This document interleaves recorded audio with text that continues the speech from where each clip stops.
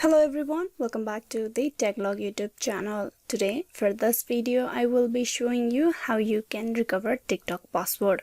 So first open the TikTok application. Once you're at the TikTok, you need to tap on your profile icon on the bottom right. Tap that. Here you tap on use phone, email, username. Tap that. In the login page of the email, you need to tap on forgot password. Tap that. You need to choose the email process over here. Tap on email. Now you type in the email address of yours for the recovery process. Type in over here.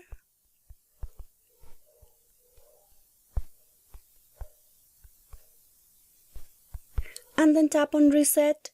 Now a code has been sent to the email address of yours. You need to go check your mail. There's the TikTok code. You tap upon that.